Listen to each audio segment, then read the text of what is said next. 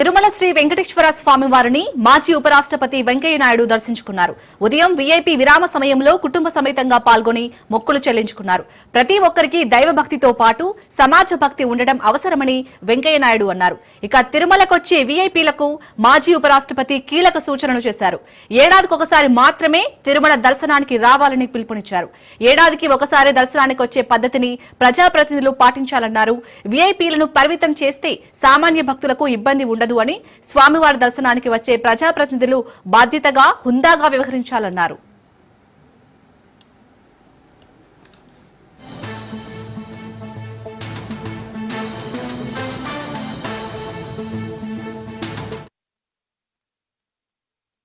మన హిందూ ధర్మం ప్రకారం మనం దైవభక్తి కలిగి ఉండడంతో పాటు సమాజ భక్తి సేవ అనురక్తి కూడా కలిగి ఉండాల్సిన అవసరం ఎంతో ఉంది.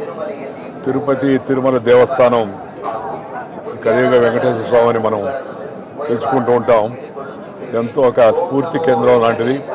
ప్రపంచంలో ఉన్న హిందువులందరికీ ఇది ఒక ముఖ్యమైన స్ఫూర్తి కేంద్రం.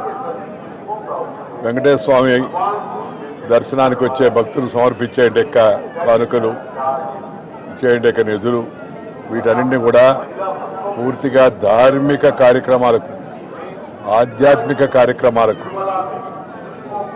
అలాగే భక్తుల యొక్క సౌకర్యాన్ని కలిగించడానికి, వాళ్ళకి వసతి, ఇక్కడ కావాల్సిన ఇతర ఏర్పాట్లు కలిగించడానికి వాటికే ప్రధానంగా ఖర్చు పెట్టాలనేది నా ముఖ్యమైన ఉద్దేశం. ప్రభుత్వాలు కూడా ఈ విషయంలో రాజకీయ జోక్యం చేసుకోకుండా ఈ ముఖ్య భక్తులు వచ్చి దైవ దర్శనానికి వచ్చి హుండీలో కానుకలు సమర్పించాల ఉద్దేశం మన ధర్మాన్ని, మన హిందూ ధార్మిక ఆలోచనలను మరింతగా పెంపొందింపజేయాలని.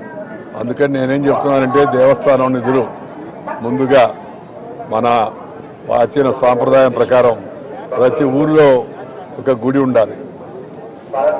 అది దేవస్థానాలు, ప్రముఖ దేవస్థానాలు ముందుకు వచ్చి, ముఖ్యంగా తిరుపతి దేవస్థానం లాంటి దేవస్థానాలు ముందుకు వచ్చి ఆ కార్యక్రమాన్ని చేపట్టాలి.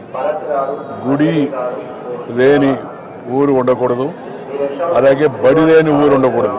ఈ సంవత్సరానికి ఒకసారి వచ్చే పద్ధతి కానీ పెట్టుకుంటే దేవస్థానం నిర్వహణ పైన ఇబ్బంది కలగకుండా ఉంటుంది. అందరికి కూడా మంచి అవకాశం కలుగుతుంది అనేది నా సలహా. ఇది